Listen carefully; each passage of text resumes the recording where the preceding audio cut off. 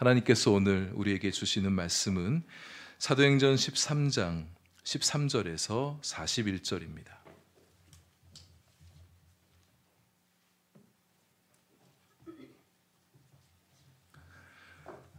사도행전 13장 13절에서 41절까지의 말씀, 우리 말씀 봉독은 13절에서 16절까지 하겠습니다.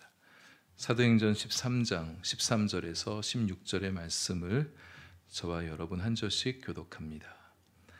바울과 및 동행하는 사람들이 바보에서 배 타고 밤빌리아에 있는 버가에 이르니 요한은 그들에게서 떠나 예루살렘으로 돌아가고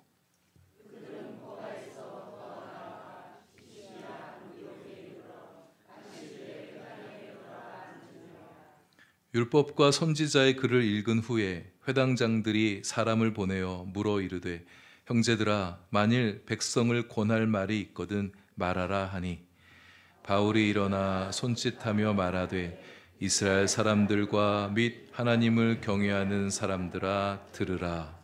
아멘. 기도하겠습니다. 하나님, 이제 주의 말씀 들으려 합니다. 우리의 귀를 부드럽게 하시고 잘 듣는 마음 되게 해 주옵소서. 주님 주시는 은혜의 말씀 우리 마음 안에 들어와 생명이 되고 지혜가 되고 능력이 되게 해 주옵소서. 예수님 이름으로 기도합니다. 아멘. 네, 우리는 지난주에 바나바와 바울의 구보로 전도 사역에 대해서 이야기를 함께 나눴습니다. 도시 바보에서 총독 서기오 바울에게 복음을 전했던 이야기, 그리고 또 복음을 회방하던 엘루마 바 예수를 사도 바울이 꼼짝 못하게 했었던 이야기를 중심으로 함께 말씀을 나눴죠. 이제 그들이 배를 타고 소아시아 대륙으로 건너가 선교를 이어갑니다. 밤빌리아 지역의 대표적인 도시였던 버가에서 잠시 머문 후에 그들의 목적지인 비시디 안디옥으로 동선을 이어가게 되는데요. 버가라는 곳에서 한 가지 일이 일어나게 됐습니다. 바나바 바울을 수행하던 함께 선교팀의 일원이었던 마가 요한이 그만 고향 예루살렘으로 돌아가 버린 겁니다. 어떤 이유로 중도 하차하게 되었느냐에 따라 선교팀의 분위기에 상당한 영향력을 끼칠 수도 있는 사안이죠. 마가 요한이 왜 선교 여행을 중도에 포기했을까? 성경에서 이유를 말씀해 주지 않으니까 그저 추측 수준에서 짐작해 볼 수밖에 없겠는데요.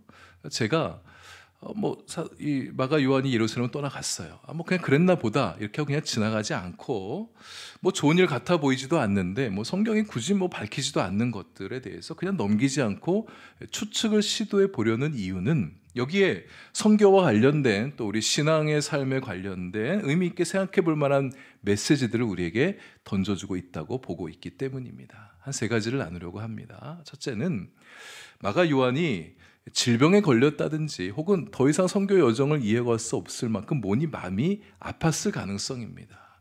어떤 학자는 말라리아에 걸렸을 것이다 이렇게 추측하기도 하는데요.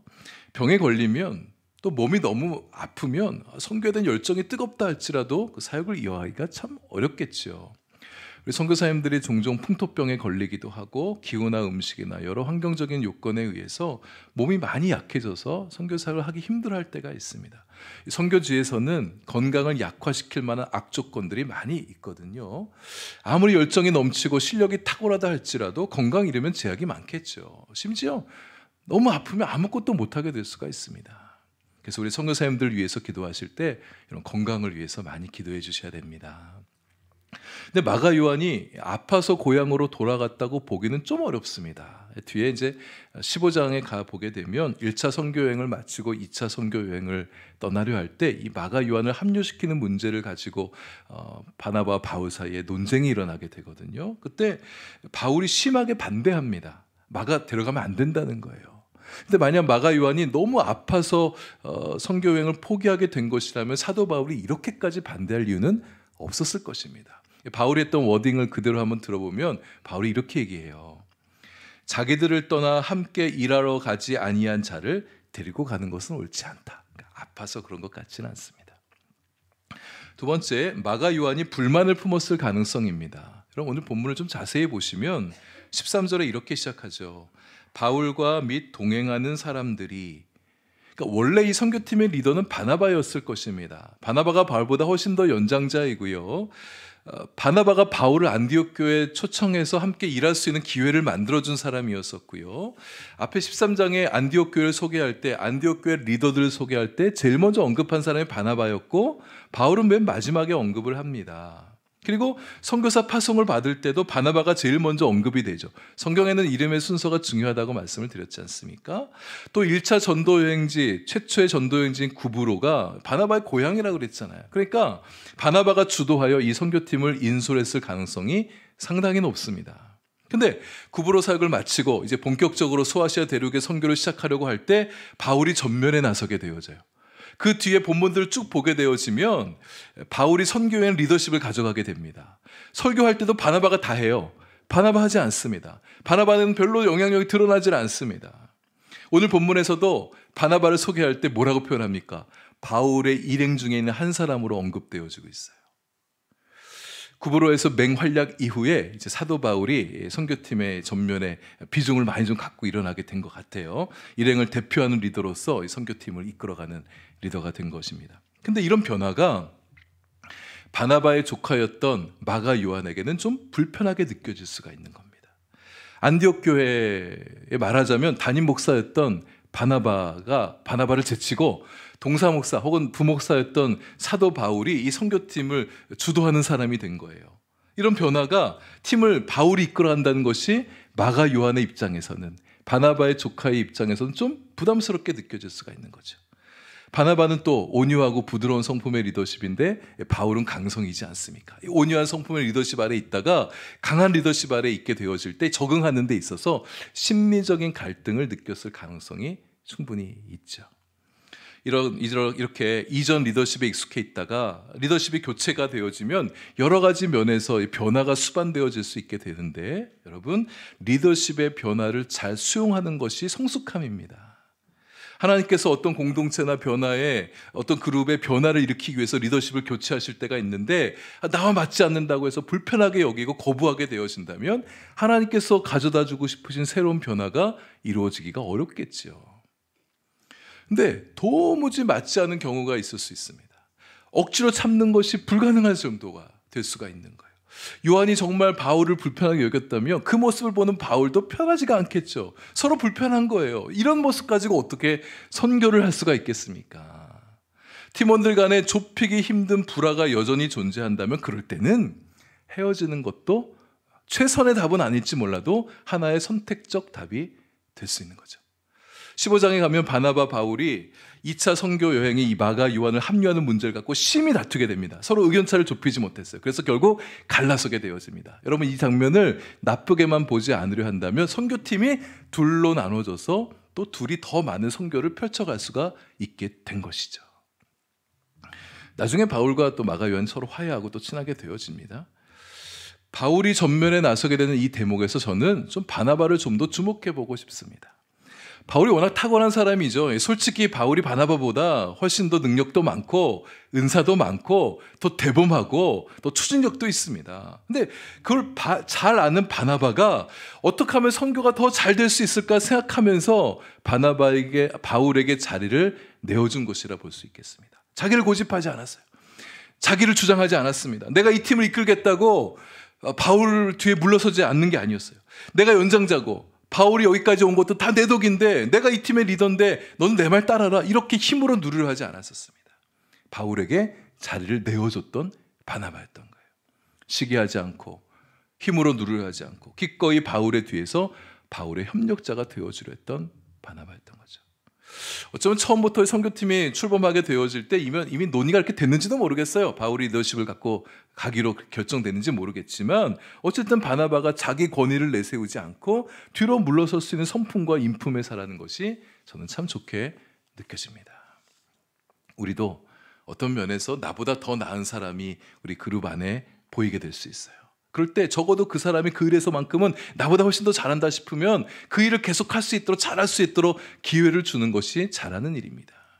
자리 내어주고 마지못해 내어주고 손 탈고 팔짱 딱 끼고 그래 한번 어디 하나 잘해보나 보자 이렇게 노려보지 마시고 옆에서 힘이 되어주고 잘할 수 있도록 격려해 주시고 부족한 모습 보일 수 있죠. 그럴 때는 좀 손에 보탬이 되어주는, 힘이 좀 되어주는 그런 우리가 되는 거예요. 우리 한마음 교우님들께 제가 감사한 점이 그 점입니다. 리더십의 교체 후가 순탄해서 너무 좋아요. 어떤 그룹이나 팀이나 부서의 리더를 하시다가 임기가 채워져서 그만두게 되어질 때, 다른 부서로 간다든지 혹은 그 부서의 일반 멤버로 돌아가게 되어질 때 감나라 대추나라 하지 아니하고 그냥 묵묵히 새롭게 세워진 리더에게 자리를 내어드리고 그분 세워주고 격려해주고 도와주는 모습들이 얼마나 좋게 느껴지는지 모르겠습니다. 세 번째, 마가 요한에게는 생각보다 이 선교 여행이 힘들게 느껴졌을 수가 있습니다. 처음에 선교사에 대한 로망이 있을 수 있죠. 선교사가 돼서 내가 복음을 가서 전한다. 예수 복음 전하면 사람들이 다 듣고 회개하고 주님께로 돌아오게 되어지고 열매가 착착 맺어가는 모습을 보는 거예요. 그때 얼마나 희열이 느껴지겠습니까? 너무 기쁘지 않겠어요? 그런 마음 갖고 갔는데 막상 선교하다 보니까 생각하지 않았던 많은 일들이 막 터지게 되는 거예요. 일단 기본적으로 언어 문제가 생기죠. 말이 뭔가 통해야 설교를 하든 전도도 할 텐데 말이 잘 안 되는 거예요. 일주일 단기 선교 가는 거 아니잖아요. 거기 가 살아야 됩니다. 살다 보니까 그 나라 법, 그 나라 관습 잘 몰라서 애를 먹게 되어진 경우가 생기고 기후도 안 맞고 음식도 잘 안 맞아서 힘들게 되어지기도 하고 또 선교 그냥 갑니까? 재정적인 후원이 있어야 되잖아요. 근데 후원하는 교회에서 갑자기 교회에 어떤 큰일이 생겼어요. 선교사님 후원하기 어렵다는 거예요. 재정 끊어야겠다는 거예요. 그때 선교사님 마음 억장이 무너지는 거죠. 얼마나 힘들어질까. 또 선교사로 부름받은 것은 당사자인데 자녀들은 그렇지 않잖아요. 근데 자녀들이 외국 생활에 잘 적응하지 못하는 거예요. 선교사님 마음 너무 어렵습니다. 어떤 교회 보면 선교사님 이제 오지로 들어가 선교하는 모습 보면서 막 문명을 포기하고 오지 들어가서 아마존 같은 데 막 박수 쳐주고 너무 잘한다 격려하는데 근데 자녀들이 도시에 남게 하는 것을 보면서 막 뭐라 그러는 사람들이 있어요. 아니 자녀들도 똑같이 시골 들어가서 그곳에 있는 학교 다니게 시골 학교 다니게 해야지 왜 도시에 국제학교 다니게 하느냐고 막 비판하는 분들이 있습니다. 그러면 안 됩니다. 우리 교회 성도님들은 그러시지 않겠지만 선교사님이 선교사지 아이들의 선교사는 아니라는 거예요. 아이들에게까지 선교사의 삶을 감당해야 된다고 요구하는 것은 너무 지나칩니다. 그 아이들도 부모와 함께 마음 다해서 선교하면 너무 축복된 일이지만 자녀들도 똑같이 선교사처럼 살아라 그렇게 요구하면 안 됩니다. 부모 따라 어쩔 수 없이 자기 삶을 포기하고 선교지에 따라간 것만 해도 우리 자녀들에게는 대단한 희생인 거예요. 우리 선교사님들 위해서 기도해 주실 때 우리 그분의 자녀들 위해서도 기도해 주셔야 됩니다. 이 자녀들이 정체성의 혼란을 많이 겪기도 하거든요. 자녀가 잘 적응해야 우리 선교사님들 마음 편하게 또 선교 힘있게 할 수 있지 않겠습니까? 마가 요한의 경우에는 생각했던 것보다 훨씬 선교가 힘들게 느껴졌을 수 있겠다. 옛날에 교통수단이 좋았겠습니까? 덜컹거린 마차 타고 다녀야 되고 또 많이 걷기도 해야 되고 또 잠자리가 편했겠습니까? 먹을 거나 제대로 먹으면 다녔겠어요? 버가까지는 왔는데 어떻게든 왔어요. 근데 그 다음 목적지가 비시디아 안디옥이래요. 근데 이 선교팀이 비시디아 안디옥 가려는 목적 이유는 그곳에 유대인들이 많이 살기 때문입니다. 오늘 본문 15절에 보시면 안디옥 회당에 이제 들어가잖아요. 비시디아 안디옥 회당에 들어가는데 회당에 여러 회당장들이 있었던 것을 볼 때 한 명이 아니라 여러 명의 회당장들이 있었던 것을 볼 때 여기 유대인들이 참 많이 운집해서 살아가고 있다는 것을 보여주는 겁니다. 바울이 아직 비유대인 사회에 뛰어들기 전이에요. 아직까지 유대인들을 먼저 만나서 예수 그리스도 모르는 복음 모르는 그들에게 복음을 전하고자 하는 마음을 가지고 먼저 회당부터 찾아가 전도하는 바울이지 않습니까? 근데 버가에서 이 비시디아 안디옥까지 거리가 약 160km 정도 된다고 하거든요. 근데 그것까지 가는 길이 무척 험한 겁니다. 산세가 굉장히 험한 산을 건너가야 됩니다. 산적도 창궐한다는 산을 건너가야 돼요. 평지를 건너가는 게 아닙니다. 타우르스라는 산을 넘어서 가야 비시디아 안디옥이라는 곳에 도착하게 되는 거거든요. 근데 요한이 자신이 없어진 거예요. 힘들게 느껴진 거예요. 벌써 지친 것일 수 있습니다. 근데 그럼에도 불구하고 선교적인 어떤 열정이 그 마음에 뜨겁게 타오르고 있으면 그 모든 것도 다 헤쳐나가고 그냥 도전하면 나아갈 수 있었겠죠. 근데 요한에게는 그럴 힘이 없었던 거예요. 마음이 약해진 거죠. 선교사님들이 늘 자신감 넘치고 늘 힘이 넘치고 늘 의욕이 넘치고 어떤 어려움이 있어도 다 돌파해 나갈 수 있는 그런 철인 같은 분들이 아닙니다. 선교사님들도 약해질 때가 있어요. 지칠 때가 있어요. 이 선교팀이 안디옥을 떠난 지 얼마가 됐는지 모르겠지만 마가 요한이 향수병에 걸렸을 가능성도 있죠. 선교사님들 외롭기도 합니다. 열매가 잘 맺혀지지 않으면 마음이 참 위축이 되어져요. 이 선교사님들 따라 역량에 따라서 열매를 많이 맺고 적게 맺을 수도 있지만 어떤 선교지에 따라서 열매가 잘 맺혀진 선교지가 또 있어요. 근데 한 명도 구하기 힘든, 한 사람도 전도하기 힘든 지역도 있으면 무슬림 지역들이 그렇지 않습니까? 대개 선교사님들이 우리보다 훨씬 마음이 강하시죠. 훨씬 더 담대하십니다. 어떤 어려움도 능히 헤쳐나갈 각오와 투지가 다 돼 있는 분들이세요. 그렇지만 늘 그렇지 않습니다. 우리 선교사님들을 위해서 기도할 때 종종 찾아드는 고단함, 영적인 피로감, 어려움들 잘 헤쳐나갈 수 있도록 기도해 주셔야 되고, 사명들 끝까지 잘 감당할 수 있도록 기도해 주시고, 때로는 가끔씩 응원하는 응원의 문자도 좀, 편지도 좀 띄워주시면 좋겠어요. 이 선교사님들이 단기 선교팀이 한국에서 이렇게 오게 되면 대체로 환영해 주시는데요. 그 이유가 이 단기팀이 뭔가 대단한 일을 해서가 아니라 선교사님들에게 그 위로와 격려가 되어주기 때문이에요. 우리 인도네시아 단기 선교 준비하고 계신 분들, 우리가 가서 이번에 뭔가 대단한 일을 이루겠다 그렇게 생각하지 마시고 그냥 가서 선교사님의 격려가 되어드리는 거예요. 그 스태프들 응원해 주는 거예요. 우리가 당신들을 위해서 기도하고 있습니다 알려주는 거예요. 그렇게만 해도 우리 선교 제안에 굉장한 도움이 되어지고 힘이 되어지고 좋은 선교가 되어질 수 있는 겁니다. 바울과 선교팀이 이제 비시디 안디옥에 도착했습니다. 안식일이 되었을 때 회당에 들어가 예배에 참석하죠. 회당은 유대인의 예배당 이렇게 생각하시면 되고, 이때 예배 중에 바울에게 말씀을 전할 기회가 주어지게 됩니다. 근데 이게 좀 우리에게는 조금 낯선 분위기가 연출이 되고 있는 장면이죠. 15절에 안식일 규례대로 율법과 선지자의 글을 낭독한 후에 말씀을 강론하는 순서가 있는데, 우리 같으면 담임 목사가 뭐 설교를 한다든지 부목사님 한다든지 교회 소속된 누가 한다든지 뭐 외부의 손님이 오더라도 이미 사전에 좀 부탁을 드려서 말씀을 전할 수 있도록 이렇게 준비를 하지 않습니까? 근데 오늘 본문 보시면 회당장들이 좀 느닷없이 바울 일행에게 사람을 보내서 혹시 뭐 하실 말씀이 있습니까? 이렇게 묻는 것처럼 보여지고 있어요. 하지만 이게 당시로서는 낯선 사항이 아닙니다. 유대인의 회당 문화가 좀 그래요. 자원자나 혹은 메시지를 전할 만한 어떤 권위 있는 사람이 있으면 미리 얘기는 안 했더라도 그 측석에서 말씀을 전할 수 있는 기회를 또 주곤 했었던 겁니다. 이날 회당장들이 바울 일행을 보니까 딱 평범한 유대인들 같아 보이지는 않는 거예요. 뭔가 메시지를 전할 사람들 같아 보인다. 이렇게 해서 말할 기회를 줄 때 좀 간단하게 한번 좀 손님 예우 차원도 있고 한 말씀 전해주세요. 이렇게 했던 것 같은데 사도 바울이 날 잡았죠. 출애굽에서부터 시작해서 예수의 십자가와 부활까지, 예수 복음까지, 예수 복음을 믿어야 된다는 적용적 메시지까지 쭉 설교를 하게 되어집니다. 근데 사도 바울은 구브로에서도 여러 회당에 다니면서 말씀을 전했는데 왜 비시디아 안디옥에서 설교할 때 그 설교 전문을 이렇게 본문에 실어 놓았을까요? 우리는 그 이유를 이제 다음 주 좀 살펴보게 될 텐데 42절에서 볼 수 있습니다. 바울이 설교하고 난 다음에 그 회당에 있던 사람들이 그 설교 또 듣고 싶어 하는 거예요.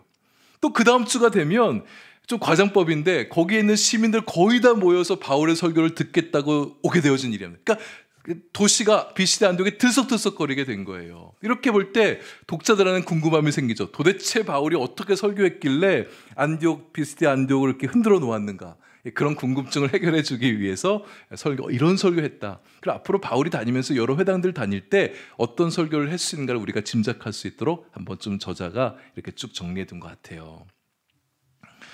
메시지를 전해달라는 요청에 바울이 일어납니다. 뭔가 손짓을 했다고 그러는데 웅성된 사람을 조용히 시킨 제스처일 수도 있겠고 자기에게 좀 집중하라고 이목을 집중시킨 어떤 제스처를 어떻게 했는지 모르겠는데 뭔가를 한 거예요. 바울이 사람들의 이목을 집중시킨 다음에 이렇게 얘기합니다. 이스라엘 사람들과 하나님을 경외하는 사람들이여 들으십시오. 회당에는 두 부류의 사람이 있었습니다. 당연히 유대인의 회당이니까 유대인들이 가장 많았겠죠. 유대인들의 메조리티, 다수를 차지하고 있고, 근데 여기에는 다른 한 부류가 있었는데 하나님을 경외하는 사람들이라 일컬어진 사람들입니다. 이 사람들은 누구냐? 비유대인들입니다. 이방인들인데 이방인으로서 유대교에 입교한 사람들을 말하는 거예요. 이방인 중에서 여호와 신앙, 유대교 신앙에 관심을 갖게 된 사람들, 이방 다신교 문화 속에 살아가면서 유일신을 섬기고 있는 여호와 신앙의 매력을 느낀 사람들, 토라 신앙에 관심을 갖게 된 사람들, 유대인의 강론을 듣고 싶어서 찾아온 사람들입니다. 그렇게 관심 수준에서만 찾아온 게 아니라 그 중에는 유대인처럼 자신들도 할례를 받고 유대교에 온전히 유대교로 개종한 사람들이 있었어요. 이들을 일컬어 하나님을 경외하는 사람들 이렇게 표현한 거예요. 제가 이걸 이렇게 길게 설명한 이유는 사도행전 읽어가다 보면 하나님을 경외하는 사람들의 표현이 굉장히 많이 나와요. 그래서 그냥 하나님 잘 믿는 사람인가 보다 이렇게 생각하지 말라고 여러분 미리 말씀을 드리는 겁니다. 이제 17절부터 41절까지가 바울의 설교예요. 우리가 이 시간에 이 설교 내용들을 다 꼼꼼히 살펴보지는 않겠습니다. 앞선 2장에서 베드로 설교 우리가 살펴봤고 7장에서 스데반 설교를 살펴봤는데 설교 내용이 거의 유사합니다. 예전에 강의했던 내용들로 설교를 대신하도록 하겠고요. 또 오늘 본문 보시면 설교 내용이 어렵지가 않아요. 이해가 잘 되실 것 같아서 설명들은 따로 하지 않겠습니다. 다만 이 시간에 이 바울의 설교에서 우리가 좀 짚고 넘어가야 될 거 한 3가지를 좀 간단하게 나누고 오늘 설교를 마무리하겠습니다. 첫째는 바울이 설교를 시작하면서 스데바처럼 구약 성경의 주요 역사를 쭉 훑고 있습니다. 왜 그렇게 했을까요? 바울이 내가 좀 이런 성경 실력이 좀 있으니까 자랑하려고 그랬겠습니까? 물론 아니겠죠. 바울은 결국 예수 복음을 전하려고 하는 건데 지금 그곳에 모여있는 유대인들, 여호와 하나님도 알고 구약 성경도 잘 아는 사람들인데 아직 예수 그리스도를 모르는 사람들, 복음을 들어보지 못하고 여전히 율법 신앙에 놓여 있는 사람들에게 예수 복음을 통한 구원은 우리 하나님께서 매우 오래전부터 기획하시고 준비해 오시고 섭리해 오신 일이라는 것을 깨닫게 해주기 위해서 얘기하는 거예요. 예수 그리스도가 하나님의 아들인데 출애굽 때부터 시작해온 구원 섭리의 역사선상에서 예수 그리스도가 오신 것이라는 것을 알게 해주기 위해서 이렇게 말씀을 전하는 겁니다. 구약 성경에 이미 메시아가 나무에 달릴 것이 예언되었는데 예수 그리스도가 그렇게 십자가에 나무에 달려 죽으셨고, 구약 성경에 이미 메시아가 부활할 것을 예언했는데 예수 그리스도가 그렇게 부활하셨다는 것을 말하는 거예요. 예수님의 죽으심과 부활은 성경의 오랜 예언과 약속의 성취라는 것을 말하기 위해서 구약 성경을 쭉 얘기하고 있는 겁니다. 바울 사도는 구약 성경을 잘 알고 있었어요. 그래서 구약 성경을 잘 알고 있는 유대인들에게 거침없이 설교를 할 수 있었던 것이죠. 구약 성경의 중요한 의미를 예수 그리스도에게 잘 연결시켜서 말할 줄 아는 지혜가 사도 바울에게 있었습니다. 여러분, 우리도 성경을 좀 잘 알았으면 좋겠습니다. 성경을 알수록 우리 신앙에 자신감과 담대함이 생겨요. 신앙이 약한 분들, 신앙에 자신감이 없는 분들 왜 그런지 아세요? 말씀을 많이 읽지 않아서 그래요. 말씀이 별로 없어서 그래요. 성경을 좀 더 알게 되면 전도할 때도 더 담대하게 전도할 수가 있습니다. 전도할 때 전도하고 싶은데 입이 떨어지지 않는 분들, 뭘 얘기해야 될지 모르는 분들 계십니까? 하나님 말씀을 읽지 않아서 그래요. 말씀이 없어서 그래요. 말씀을 읽으시고 말씀을 배우셔야 됩니다. 뭘 전할지 알게 될 거예요. 그러면 마음도 담대해지게 됩니다. 아는 것이 있으니까 담대해지는 거예요. 성경 말씀을 적절하게 연결시켜 말할 수 있는 지혜도 생기게 되어지죠. 그럼 그럴 때도 있지 않아요? 뭔가 얘기하다 보면 여기서 좀 하나님 말씀 좀 한번 가르쳐주면 좋겠다고, 성경 말씀 얘기하면 좋겠는데 막 뭔가 좀 답답함이 있는데 꺼내지지 않는 거예요. 말씀을 채워 넣어 보세요. 하나님 말씀을 적절하게 꺼내서 신앙적 대화를 하든지 전도하든지 할 때 얘기할 수 있어지게 되잖아요. 두 번째, 바울의 설교는 설교를 듣는 대상에 따라 달라졌습니다. 성경을 많이 알면 내 앞에 있는 전도 대상자의 형편, 상황, 관심사, 고민에 따라서 다르게 말씀을 꺼내서 말씀을 또 전할 수 있게 될 텐데 사도 바울 그렇게 하죠. 나아가 바울은 성경 본문의 말씀을 적용하는 것을 넘어서서 설교의 주제와 접촉점도 달리하면서 말씀을 전합니다. 사도행전에 소위 바울의 설교가 3대 설교라고 3개가 나오게 됐는데요. 오늘 13장, 17장, 20장에 나오게 됩니다. 오늘 13장의 설교는 구약 성경을 많이 인용하는데 왜 그러냐면 그의 설교의 대상자가 유대인이었기 때문에 그래요. 유대교를 잘 아는 하나님을 경외하는 사람들이었기 때문에 구약 성경 쭉 얘기하면서 예수 그리스도에게로 연결시킨 겁니다. 17장에 가면 아테네 시민들에게 전도하는데 아테네 시민들은 구약 성경을 몰라요. 그러니까 그들 앞에 구약 성경 얘기해봐야 그들에겐 별로 관심이 없는 얘기죠. 물론 그 중에는 지적 호기심이 왕성해서 새로운 얘기에 대해서 관심을 갖는 사람도 있겠지만 잘 모르는 얘기하게 될 때 별로 관심을 갖지 않을 수 있습니다. 그래서 그들에게 아테네에서 전도할 때는 그들의 관심사, 아테네 시민의 관심사, 철학적 주제를 가지고 말씀을 시작하게 되는 거예요. 자기가 아는 얘기 같이 하는 거예요. 얘기하다 보면 이제 바울이 자연스럽게 이제 복음에 대한 이야기로 넘어갈 수 있는 접촉점이 되어지는 거죠. 20장에 가면 사도 바울이 다르게 또 설교해요. 자기 간증적 메시지를 전합니다. 자기와 함께 동역했던 사람들과 이제 헤어지게 되어질 때 그들에게 내가 어떻게 살아왔는지, 내 신앙은 어땠는지, 내가 어떻게 목회하고 내가 어떻게 선교했는지 자기 간증적 메시지를 전해요. 그것이 마지막 두고 떠나는 고별 설교로서 그들에게 가장 적절한 메시지였기 때문에 그런 간증적인 설교를 하는 거예요. 우리가 만나는 사람들과 신앙적인 대화를 나누고 전도할 때 그 사람의 영적 형편, 그 사람의 삶의 자리, 그의 마음 상태를 고려하여 메시지를 달리 전할 수 있어야겠습니다. 제가 부탁드리고 싶은 것은 바울의 3번째 설교, 20장에 나오는 그 설교, 나중에 또 보겠지만 이 자기 간증적 메시지가 우리 성도님들 가운데 있으셨으면 좋겠어요. 그러니까 여러분 누군가를 만나서 전도하게 될 때 내가 예수님을 어떻게 만났는지, 나에게 예수님은 어떤 분이신지, 내가 그 예수님을 위해서 어떻게 살아왔으며 앞으로 어떻게 살아갈 것인지에 대해서 들려줄 수 있으면 좋겠습니다. 뭐 얘기하시겠어요? 예수님 전도할 때 사람들 원리보다도 이야기 듣고 싶어하는 사람들이지 않습니까? 그들에게 내 예수님에 대해서 얘기 들려주는 거예요. 그런 좀 준비가 되셨으면 좋겠어요. 준비 없으면 힘들죠. 한번 연습해 보세요. 집에서 한번 쭉 자기 간증을 한 1분짜리, 3분짜리, 5분짜리 한번 간증을 준비해 보세요. 담대함이 생길 겁니다. 성경을 이렇게 알아야겠고 또한 세상도 알아야 됩니다. 사도행전 17장에 바울이 아테네 시민들 전도할 때 철학적 주제를 갖고 접근했다고 그랬잖아요. 그래서 내가 만난 사람들의 관심사에 숟가락 하나 얹어서 함께 대화할 수 있을 만큼의 그런 우리의 세상 지식이 있으면 대화가 잘 되잖아요. 그런 세상 지식 많이 잘 나누고 싶어서가 아니라 접촉점을 삼아서 예수 그리스도를 전하기 위해서 뭔가 관심이 통한다 싶으면 마음이 열리잖아요. 그래서 세상 사람들이 관심 갖고 있는 주제들에 대해서 함께 좀 이야기할 수 있을 만큼의 지식이 있으면 좋겠습니다. 음식, 스포츠, 커피, 패션, 자동차, 캠핑, 대중문화, 세간의 관심을 끄는 드라마나 영화, 최근 이슈가 된 사회 문제, 경제 문제, 이런 것들도 복음을 전하는데 접촉점이 될 수 있죠. 그런데 우리가 어떻게 세상을 다 아나? 다 알기 어렵죠. 적어도 누군가 내가 만나는 사람의 관심사를 알게 되어졌을 때 좀 질문해주고 그 사람이 하는 얘기를 잘 경청해주면 마음이 열리게 되어 있습니다. 얘기 잘 듣다가 그의 관심사를 영적인 관심사로, 복음으로, 하나님의 믿음으로 이끌어갈 수 있는 그런 우리가 되는 거. 이게 우리가 전도하는 하나의 좋은 모습, 접촉점을 통한 전도 방법이 되어지죠. 이 점에 대해서는 17장 설교할 때 좀 더 자세히 나누도록 하겠습니다. 마지막입니다. 바울 설교의 핵심은 예수 그리스도예요. 그의 긴 설교는 결국 예수 그리스도를 향하고 있습니다. 예수 그리스도의 십자가와 죽음이에요. 십자가와 부활입니다. 그것이 복음의 핵심이죠. 이 메시지에 사람의 구원에 달려있기 때문에 바울은 결국 예수 그리스도의 죽음과 그분의 부활에 대해서 말씀하고 있어요. 예수를 힘입어 제사함을 받게 된다고, 예수를 힘입어서 의로움에 이르게 된다고, 곧 구원과 영생에 이르게 된다고 힘줘 역설하고 있는 것이 이 바울의 설교의 핵심입니다. 이것이 우리에게도 우리의 전도의 중심, 우리의 신앙적 대화의 핵심, 우리의 메시지의 핵심이 되면 좋겠습니다. 여러분 전도하실 때도요, 교회를 전도하지 않으셔야 돼요. 교회를 전도하는 게 전도하는 게 아니잖아요. 우리가 전도하러 나가면 많은 경우에 교회 나오세요. 교회 오시고 우리 교회 오시면 좋습니다. 이렇게 전도들 많이 하세요. 틀렸다고 볼 수는 없죠. 당연히 교회를 전도하는 것도 중요합니다. 교회 와야 복음도 듣게 되고 예수님도 듣게 되고 신앙도 잘하고 교회 생활해야 우리 신앙도 잘하고 구원 공동체를 이루면 살아가는 거 당연하잖아요.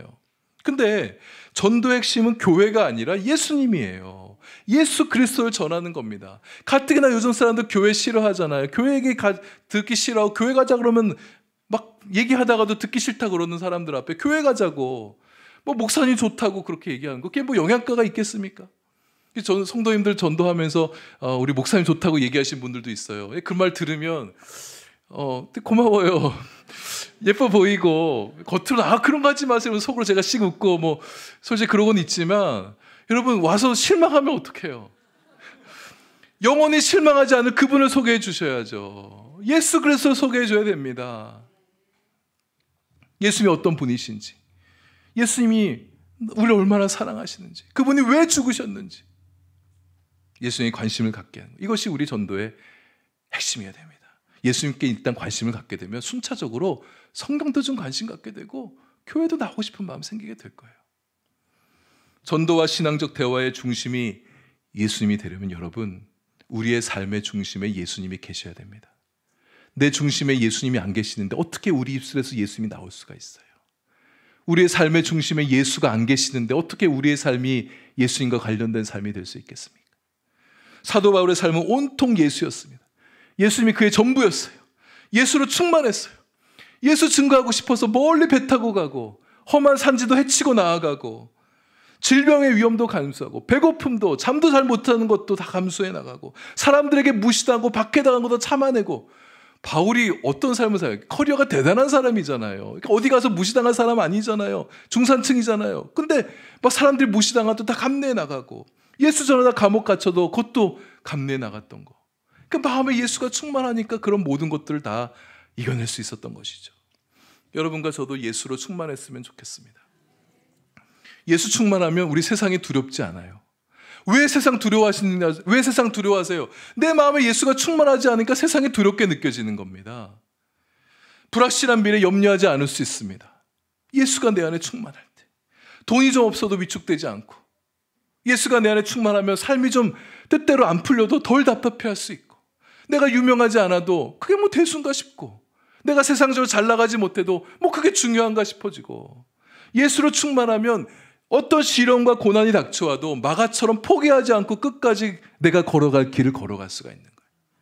예수로 충만하면 사람들에게 좀 섭섭한 말 듣고 서운한 말 들어도 그냥 허허 그럴 수 있어지게 되고, 나보다 누가 앞서가고 잘 나가고 사람들 인정받고 칭찬받아도 바나바처럼 오히려 그를 축복해 줄 수 있고, 누구를 만나도 담대히 예수 전하고 기회가 주어진 대로 사도 바울처럼 예수 전하는 사람, 그렇게 살아갈 수가 있는 거예요.